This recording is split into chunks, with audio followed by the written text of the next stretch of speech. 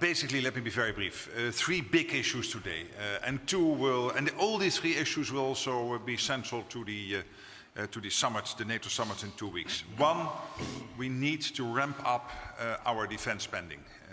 We heard the German Chief of Defense a couple of days ago saying that by 2029, by 2030, Russia could be ready to try something against NATO territory. So we are safe now, we are not safe 3 to 5 years from now, so we have to spend more.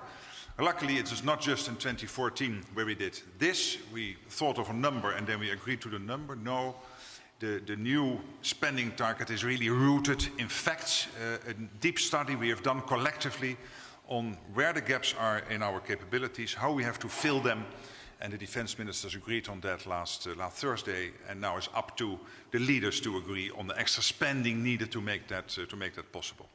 Second, spending is one thing, but we also need, and that's the second big issue, the defense industrial production. And we are not producing enough. And this is really keeping me up at night, making sure that we not only ramp up spending, but also ramp up the defense industrial production.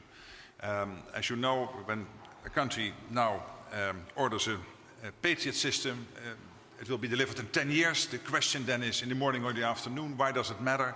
Because in the afternoon the F-35 will arrive. This is now the state of play. So we have fantastic industrial companies in the US, in all over Europe, in Canada, but they are not producing at speed. So we need more shifts, more production lines.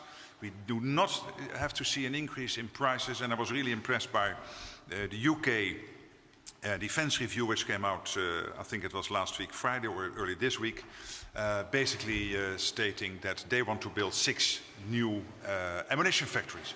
And this is what we need all over Europe, because we are not producing, and particularly ammunition is crucial. And then thirdly, Ukraine.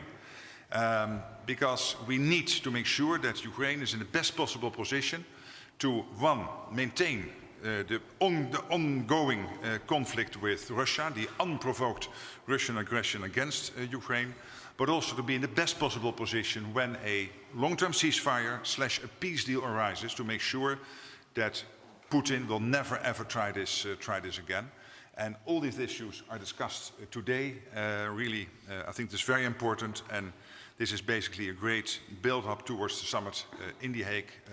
Early next week, the G7, the week after the NATO summit, and there will also be an EU summit in that week. So this is NATO standing united, and I think that's a crucial message.